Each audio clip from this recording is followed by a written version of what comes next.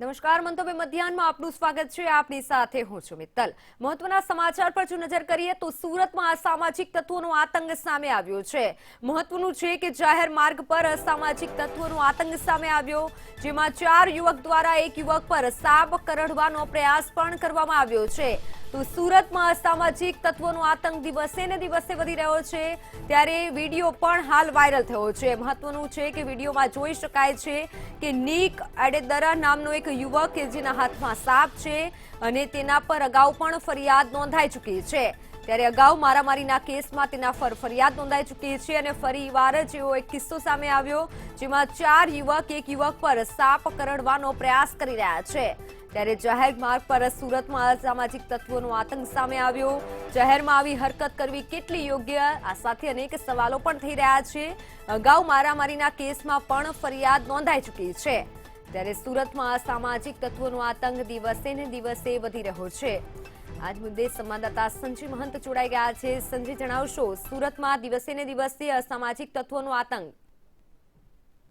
ચોક્કસ સુરત શહેરમાં જે રીતે આ વિડીયો વાયરલ થયો છે કે એક યુવકને સાપ કરડાવવાની કોશિશ કરવામાં આવી રહી છે, જાહેરમાં આ પ્રકારનો સ્ટન્ટ કરવામાં આવી રહ્યો છે, ત્યારે ચોક્કસ કહી શકાય કે આવી હરકતના લીધે લોકોની નિંદા તો થઈ જ રહી છે। સાથે સાથે સોશિયલ મીડિયામાં જેમ જેમ વિડીયો વાયરલ થઈ રહ્યો છે તેમ તેમ આ મુદ્દે પોલીસ કાર્યવાહી પણ થાય તેવા સંકેત છે કે બીજી તરફ જે જીવ ગયા પ્રેમીઓ છે તેઓમાં પણ એક પ્રકારનો રોષ જોવા મળ્યો છે, કારણ કે યુવક જે રીતે સાપ હાથમાં લઈને બીજા યુવક પર ફેંકે છે અને તેને કરડવાની કોશિશ કરવામાં આવી રહી છે। સમગ્ર મુદ્દે નિંદાનો એક ભમર ઉઠ્યું છે અને આ પ્રકારની હરકત જ્યારે જાહેરમાં કરવામાં આવતી હતી ત્યારે પોલીસે પણ આંકડા પૂરા લેવાની ખૂબ જરૂરિયાત ઊભી થઈ છે। જી સંજય, આભાર સમગ્ર માહિતી બદલ। ત્યારે સુરતમાં અસામાજિક તત્વોનો આતંક અને જાહેર માર્ગ પર અસામાજિક તત્વોનો આતંક દિવસે ને દિવસે વધી રહ્યો છે।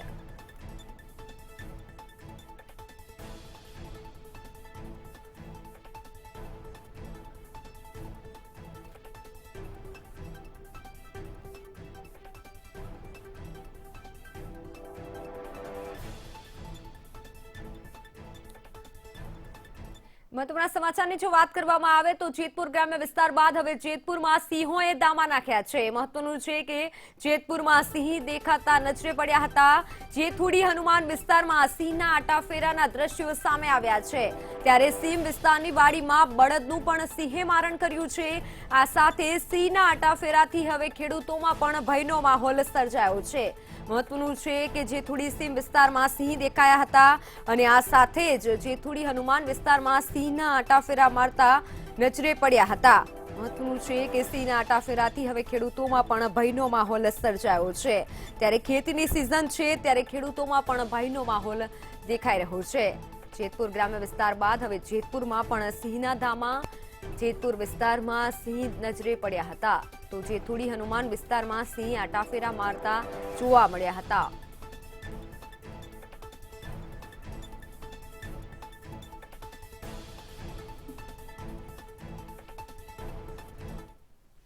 તો અમદાવાદમાં વધુ એક ઠગાઈનો કિસ્સો સામે આવ્યો છે। એક વેપારીને ગઠિયાઓ છેતરી ગયા છે। વાત કરવામાં આવે અમદાવાદની તો તેલના વેપારીને ગઠિયાઓ છેતરી ગયા। પેટીએમથી પેમેન્ટ કરવાનું કહીને ગઠિયાઓ વેપારીને છેતરી ગયા છે। વધુ એક કિસ્સો અમદાવાદમાં પ્રકાશમાં આવ્યો, જેમાં પેમેન્ટ મળ્યાનો મેસેજ આવ્યો પણ એકાઉન્ટમાં પૈસા જ આવ્યા ન હતા। ત્યારે શાહપુર પોલીસે હાલ તો તપાસ હાથ ધરી છે। મહત્વનું છે કે તેલના વેપારીને ગઠિયાઓ છેતરી ગયા છે।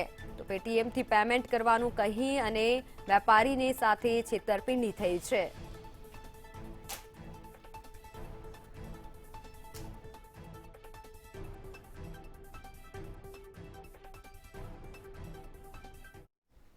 અમદાવાદમાં નકલી નોટ મામલે ફરિયાદ નોંધાઈ છે। મહત્વનું છે કે નકલી ચલણી નોટનો આ મામલો કે જેમાં અમદાવાદમાં હવે ફરિયાદ નોંધવામાં આવી છે।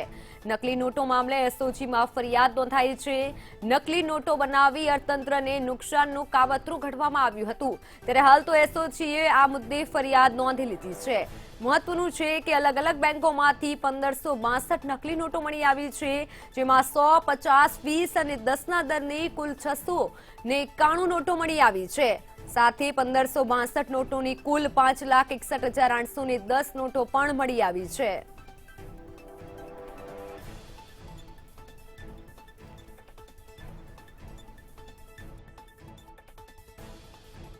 મહત્વના સમાચારની જો વાત કરીએ તો વડોદરામાં બહુચર્ચિત દુષ્કર્મ કેસનો મામલો કે જેમાં હવે તપાસનો ધમધમાટ શરૂ થયો છે। સંસ્થા સામે તપાસ કરવામાં આવી રહી છે। ઓએસસી સંસ્થામાં હાલ તો તપાસ ચાલી રહી છે, ત્યારે સંસ્થાના જૂના રેકોર્ડની પણ તપાસ થઈ રહી છે। સંસ્થાના રેકોર્ડ તપાસવા માટે ખાસ ટીમની રચના પણ કરવામાં આવી છે। આ સાથે 25 દિવસ થયા બાદ પણ પોલીસ નિષ્ક્રિય છે તે સ્પષ્ટપણે જણાઈ રહ્યું છે। પડીતાની સાયકલ શોધવા હાલ તો પોલીસ કામે લાગી છે, પરંતુ સંસ્થાના જૂના રેકોર્ડની હાલ તો તપાસ થઈ રહી છે।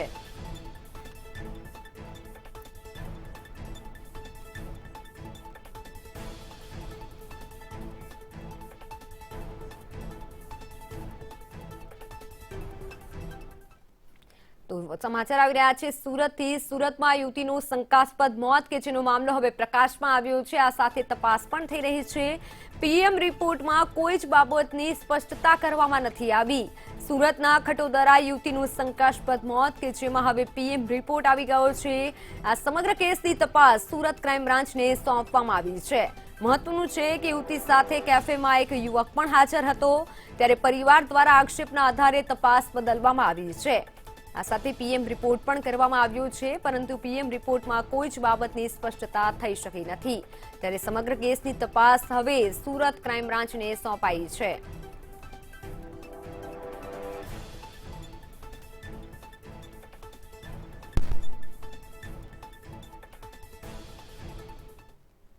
તો હવે નજર કરીએ કેમ્પસમાં કિલ્લોલ।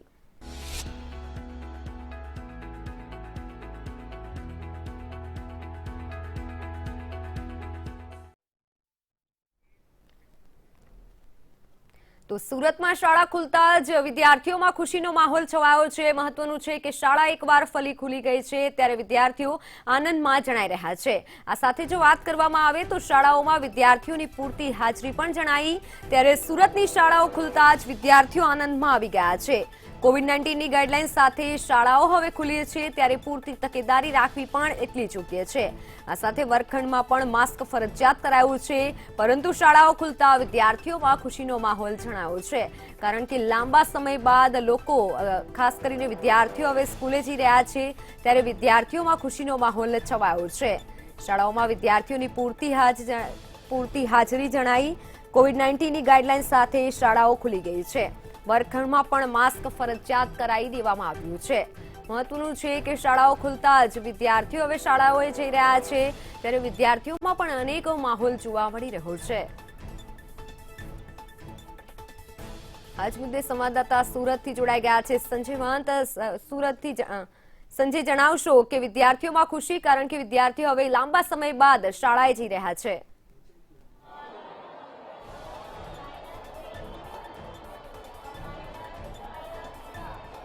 સુરત શહેરમાં તમામ શાળાઓ ખુલી ગઈ છે। શાળાના દ્રશ્યો આપને બતાવી દઉં કે બાળકો સ્કૂલે આવી રહ્યા છે। કોરોનાના 18 મહિના થઈ ગયા। 18 મહિના બાદ શિક્ષણ કાર્ય ફરી શરૂ થયું છે, ત્યારે બાળકોમાં ખુશી તો ચોક્કસ કહી શકાય, પરંતુ સાથે સાથે જે પ્રમાણે દ્રશ્યો જોઈ રહ્યા છો સુરતના વિદ્યાકુંજ સ્કૂલના આ દ્રશ્યો છે। માસ્ક ફરજિયાત છે, બાળકો વચ્ચે સોશિયલ ડિસ્ટન્સ પણ જાળવવામાં આવી રહ્યું છે। એટલે કહી શકાય કે વાલીઓ જે પ્રમાણે કોરોનાના ડરને કારણે બાળકોને સ્કૂલે મૂકતા જે ખચકાતા હતા, તેમાં હવે ખચકાવાની જરૂર નથી, કારણ કે શિક્ષણ એક અનિવાર્ય છે અને ઓફલાઈન શિક્ષણ જ સારામાં સારી રીતે બાળકોના ભવિષ્યનું ઘડતર થઈ શકે એમ છે। પ્રિન્સિપલ સાથે આપણે વાત કરીશું। હિતેન્દ્રભાઈ, જે પ્રમાણે શાળા ફરી શરૂ થઈ છે, 18 મહિના પછી શરૂ થઈ, બાળકોમાં એક ડર પણ જોવા મળતો હતો કે કોરોના પાછો ફેલાશે કે નહીં, શું કહેશો? બાળકોની હાજરી કેટલી છે? 22 તારીખથી શાળા રેગ્યુલર શરૂ થઈ છે, ત્યારે બાળકોમાં પહેલા દિવસે લગભગ 60% જેવી હાજરી હતી, પરંતુ છેલ્લા 2 દિવસમાં લગભગ 90-95% જેવી હાજરી શાળામાં બાળકોની છે। એટલે હવે કોરોનાનો ડર બહુ રહ્યો નથી એવું લાગે છે। સાથે જ વાલીઓ પણ પૂર્ણ રીતે વિશ્વાસ મૂકીને શાળાએ પોતાના બાળકને અભ્યાસ માટે મોકલી રહ્યા છે। સાહેબ, વાલીઓને પણ ડર સતાવતો હોય છે, ત્યારે સ્કૂલમાં કોવિડ-19ની ગાઈડલાઈનનું કઈ રીતે પાલન કરવામાં આવી રહ્યું છે? સૌથી પહેલાં તો બાળકોને સંપૂર્ણ રીતે ઘરેથી જે સૂચના આપી છે એ પ્રમાણે બાળકો પોતાના ઘરેથી પોતાની અલગ પાણીની બોટલથી માંડીને બધી જ વસ્તુઓ પોતાની સેપરેટ લઈને જ આવે છે. સાથે જ માસ્ક પણ ફરજિયાત છે. આવ્યા પછી એમનું થર્મલ ગનથી ટેસ્ટ કરીને અંદર વર્ગખંડમાં બેસાડવામાં આવે છે. વર્ગમાં પણ એવી વ્યવસ્થા કરવામાં આવે છે કે જેમાંથી સોશિયલ ડિસ્ટન્સ પૂરેપૂરું જળવાય અને એ રીતે જ રિસેસ પણ એ રીતે બાળકોને આપવામાં આવે જેથી બાળકોનો માસ ભેગો ના થાય અને કોરોના સંક્રમણનો જે શંકા છે એ ન થઈ શકે. સાહેબ, જે વાલી હજી પણ બાળકોને નથી મોકલવા ઈચ્છતા સ્કૂલે કારણ કે કોરોનાનો ડર છે, એવા વાલીઓને શું કહેવા માંગશો? વાલીઓને એ સ્પષ્ટ કહેવા માંગુ છું કે ઓફલાઈન જે શિક્ષણ છે એ જ સર્વશ્રેષ્ઠ છે અને બાળકના શિક્ષણ સાથે આપણે કોઈ પણ રીતે એડજસ્ટમેન્ટ કરવું જ પડે. અત્યારે હાલ આટલા મોટા સંખ્યામાં જે વાલીઓ પોતાના બાળકને શાળાએ મોકલતા હોય તો એ પોતાના બાળકને પણ ખરેખર વિશ્વાસ શાળા પર મૂકીને શાળાએ મોકલવું જોઈએ. ચોક્કસ સુરતમાં આ પ્રમાણે શિક્ષણ કાર્ય શરૂ થઈ ચૂકી છે, તો બીજી તરફ તમામ સ્કૂલોમાં કોવિડ-19ના તમામ જે ગાઈડલાઈન છે તેનું પાલન કરવામાં આવી રહ્યું છે અને વાલીઓમાં જે કોરોનાનો ડર છે એ ડર કાઢવાની કોશિશ પણ શાળા સંચાલકો દ્વારા કરવામાં આવી રહી છે. જી સંજય, આભાર સમગ્ર માહિતી બદલ. ત્યારે શાળા ખુલતા જ વિદ્યાર્થીઓમાં ખુશીની લહેર છે. આ સાથે વર્ગખંડમાં પણ માસ્ક ફરજિયાત કરાયું છે.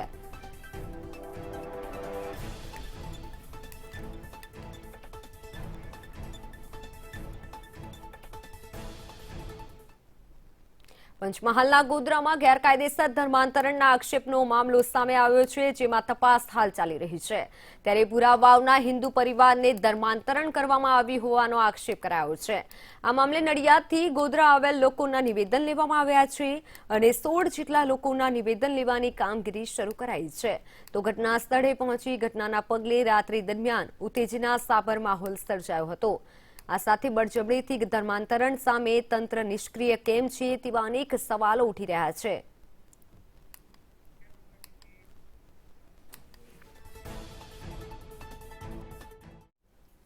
મુખ્યમંત્રીના અધ્યક્ષસ્થાને આજે કેબિનેટની બેઠક યોજાવા જઈ રહી છે, તો ખેડૂતોના પાક નુકસાન સહાય પેકેજની ચર્ચા કેબિનેટમાં થઈ શકે છે.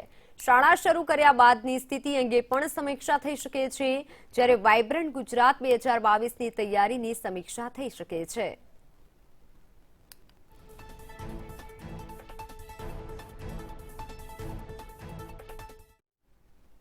રાજકોટમાં રાજ્યસભાના સાંસદ રામ મોકરિયાએ સીએમ ભૂપેન્દ્ર પટેલ સાથે શુભકામના મુલાકાત કરી. એરપોર્ટ ખાતે સાંસદ રામ મોકરિયાએ મુખ્યમંત્રીની શુભેચ્છા મુલાકાત કરી અને આ પ્રસંગે રાજકોટ શહેરના મેયર પ્રદીપ ડવ પણ હાજર રહ્યા હતા.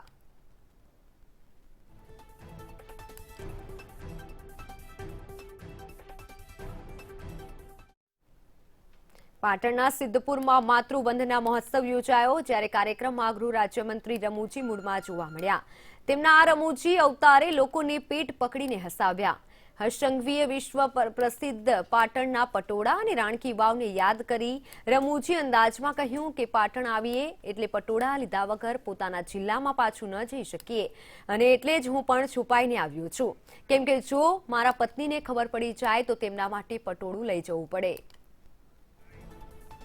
કે પાટણ જઈએ એટલે પટોળો લીધા વગર પાછા પોતાના જિલ્લામાં ના જઈ શકીએ એવી હાલત હોય એટલે હું આજે છુપાઈને અહીંયા આવ્યો. મારા વાઈફને અગર ખબર પડે તો મારે બી પટોળો લઈ જવું પડે.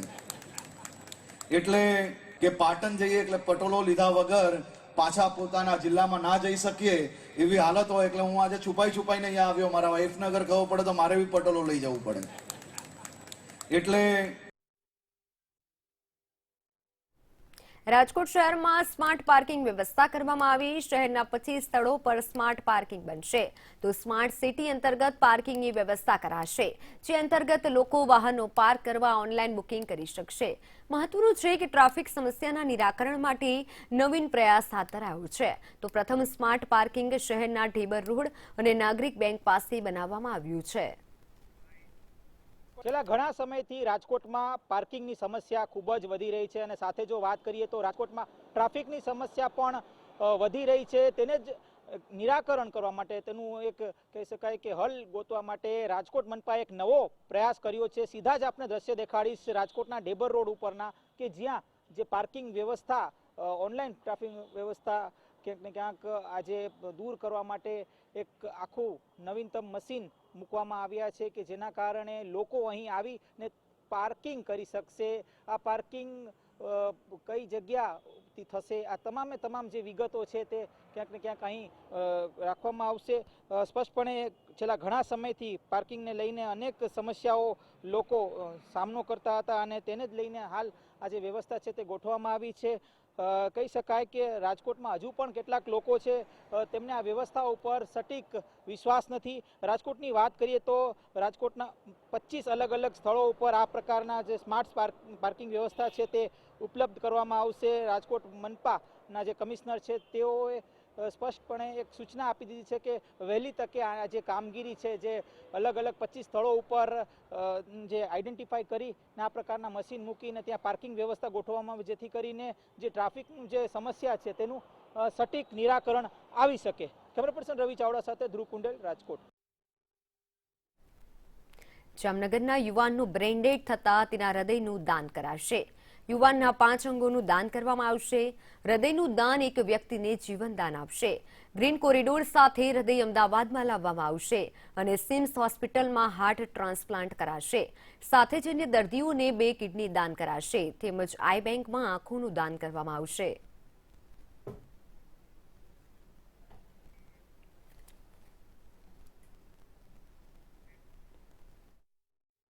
ગુજરાતમાં ફરી એકવાર ઠંડીનો પારો ગગડ્યો છે. જ્યારે અમદાવાદમાં લઘુત્તમ તાપમાનનો પારો નીચે જઈને 18 ડિગ્રીએ પહોંચ્યો છે. વડોદરામાં લઘુત્તમ તાપમાન 21.6 ડિગ્રી થયું, જ્યારે સુરતમાં લઘુત્તમ તાપમાન 50 ડિગ્રી સુધી પહોંચ્યું છે.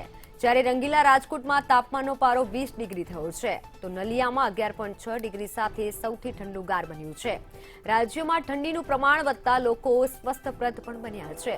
અમદાવાદની વાત કરવામાં આવે તો અમદાવાદીઓ વહેલી સવારે વોકિંગ અને કસરત કરતા નજરે પડી રહ્યા છે. અમદાવાદ શહેરમાં ઠંડીનો ચમકારો ફરીવાર વધ્યો છે અને જેના કારણે અમદાવાદના બાગ બગીચાઓમાં મોટી સંખ્યામાં યુવાનો દોડવા માટે, કસરત કરવા માટે, યોગ કરવા માટે આવતા હોય તે પ્રકારનું જોવા મળી રહ્યું છે.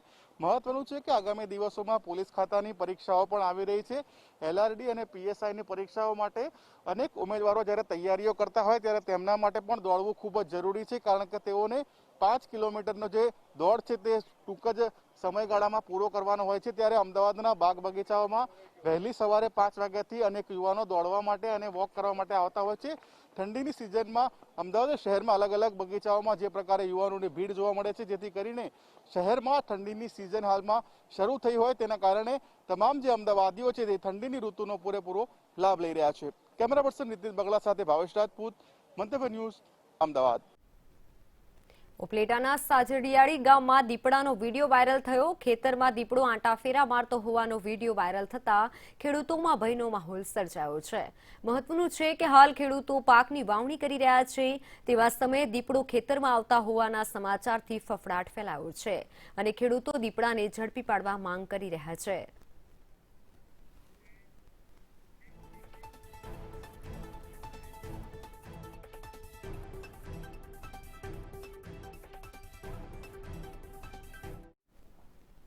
કેન્દ્ર સરકારે તમામ પ્રકારની ક્રિપ્ટોકરન્સી પર પ્રતિબંધ લગાવવાની તૈયારીઓ શરૂ કરી છે.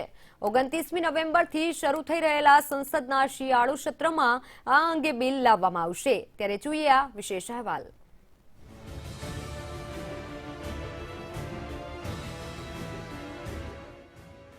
તમામ ક્રિપ્ટોકરન્સી પર લાગી શકે છે પ્રતિબંધ. આ જ સત્રમાં લાવવામાં આવશે bill. Cryptocurrency and regulation bill લાવશે સરકાર. શિયાળુ સત્રમાં 26 નવા બિલ રજૂ કરવામાં આવશે. સરકાર ક્રિપ્ટોકરન્સી પર સકંજો કસવાની તૈયારીમાં છે. તમામ ખાનગી ક્રિપ્ટોકરન્સી પર પ્રતિબંધ મુકાઈ શકે છે. સરકાર આ માટે સંસદના શીતકાલીન સત્રમાં બિલ લાવશે. સરકાર સંસદના શીતકાલીન સત્રમાં the cryptocurrency and regulation of official digital currency bill 2021 લાવશે. સંસદનું શિયાળુ સત્ર 29મી નવેમ્બરથી શરૂ થઈ રહ્યું છે. લોકસભાના એજન્ડા મુજબ સરકાર શિયાળુ સત્ર દરમિયાન 26 નવા બિલ રજૂ કરશે, જેમાં ક્રિપ્ટોકરન્સી સંબંધિત બિલ પણ સામેલ છે. આ બિલમાં ભારતમાં બધી જ ખાનગી ક્રિપ્ટોકરન્સી પર પ્રતિબંધ મૂકવાની જોગવાઈ કરાઈ છે. જોકે તેમાં ક્રિપ્ટોકરન્સીની ટેકનોલોજી અને તેના ઉપયોગને પ્રોત્સાહન આપવા કેટલીક કરન્સીને ચોક્કસ છૂટછાટ અપાય તેવી સંભાવના છે. હાલમાં દેશમાં કોઈ પણ ક્રિપ્ટોકરન્સીના ઉપયોગ પર કોઈ નિયંત્રણ અથવા કોઈ પ્રતિબંધ નથી. આ માહિતીના પ્રારંભમાં ક્રિપ્ટોકરન્સી અંગે વડાપ્રધાન મોદીના નેતૃત્વમાં વરિષ્ઠ અધિકારીઓ સાથે એક બેઠક યોજાઈ હતી, જેમાં દેશના ક્રિપ્ટોકરન્સીના ઉપયોગને અટકાવી નહીં શકાય તેથી તેને નિયંત્રિત કરવા માટે નક્કર પગલાં લેવાના સંકેતો અપાયા હતા. તાજેતરના જ સમયમાં ક્રિપ્ટોકરન્સીમાં રોકાણ પર સરળ અને ઊંચા વળતરનું વચન આપતી અનેક જાહેરાતો જોવા મળી રહી છે. આ જાહેરાતોમાં ફિલ્મ સ્ટાર્સ પણ ક્રિપ્ટોકરન્સીનો પ્રચાર કરી રહ્યા છે, તો બીજી બાજુ આરબીઆઈએ રોકાણકારોને આકર્ષવા માટે તેમને ગેરમાર્ગે દોરતા દાવાઓ અંગેની જાહેરાતો પણ ચિંતા વ્યક્ત કરી છે. આરબીઆઈએ ક્રિપ્ટોકરન્સી સામે વારંવાર ચેતવણી આપતા કહ્યું કે આ ડિજિટલ ચલણો દેશની માઇક્રો ઇકોનોમી અને નાણાકીય સ્થિતિના સામે ગંભીર જોખમ પેદા કરે છે અને તેમાં ટ્રેડિંગ કરતા રોકાણકારોની સંખ્યા અને તેમની માર્કેટ વેલ્યુના દાવાઓ પર શંકાસ્પદ છે. બ્યુરો રિપોર્ટ, મંતવ્ય ન્યૂઝ.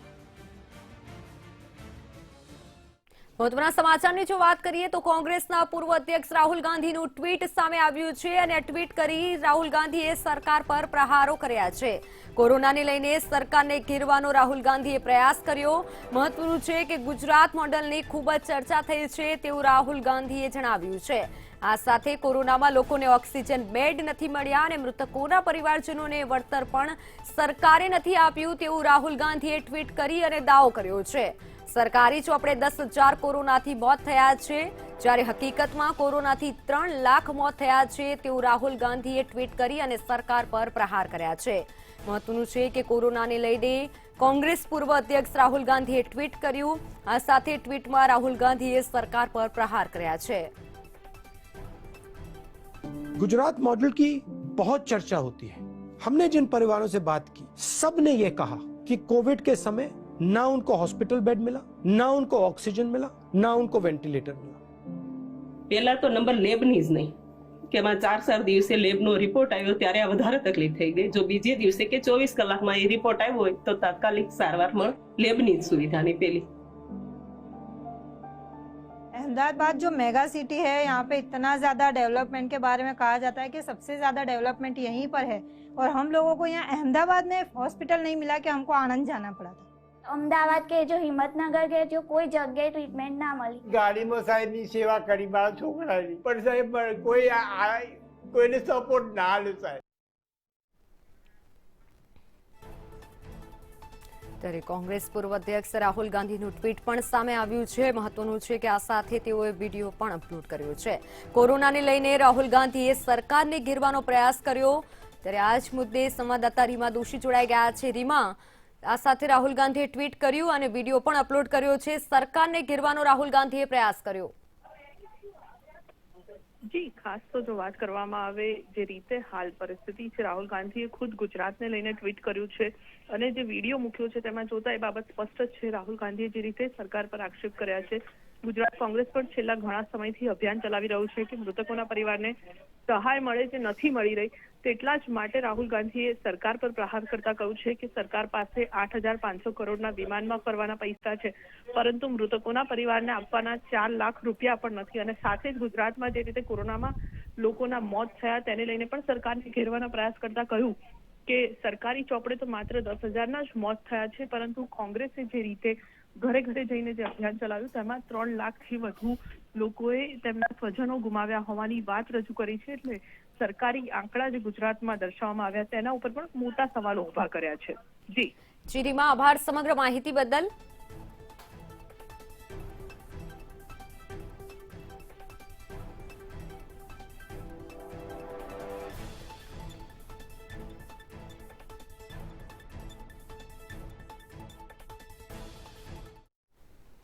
મહત્વના સમાચારની જો વાત કરીએ તો એલઆરડી પીએસઆઈ ભરતી મુદ્દે સૌથી મોટા સમાચાર સામે આવી રહ્યા છે.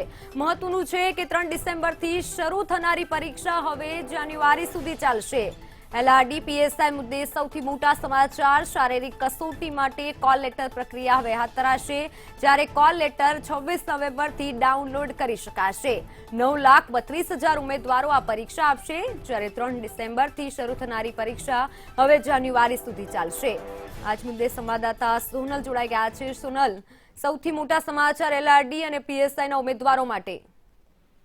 જી, LRD અને PSI ના પરીક્ષાના જે ઉમેદવારો છે એ ભરતીનું જે લાંબા સમયથી અટકેલી વાત હતી તેમાં હવે સારી બાબત એ સામે આવી છે કે 3 ડિસેમ્બરથી જે પરીક્ષા છે તે શરૂ થવા જઈ રહી છે અને આ પરીક્ષા જાન્યુઆરી સુધી ચાલશે.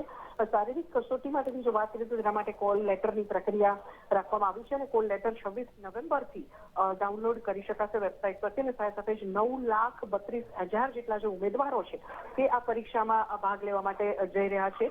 3 ડિસેમ્બરથી આ પરીક્ષા શરૂ થશે અને રાજ્યમાં 15 સ્થળોએ શારીરિક કસોટી લેવાની છે અને 1200 થી 1500 જેટલા ઉમેદવારો છે તેમની એક દિવસમાં પરીક્ષા લેવાશે. આ પ્રકારે LRD અને PSI ની ભરતીનો જે લાંબા સમયથી પેન્ડિંગ મામલો હતો તેનો ઉકેલ આવ્યો છે અને 3 ડિસેમ્બરથી જે હવે આ પરીક્ષાઓ છે તે શરૂ થવા જઈ રહી છે. જી આભાર સોનલ સમગ્ર માહિતી બદલ.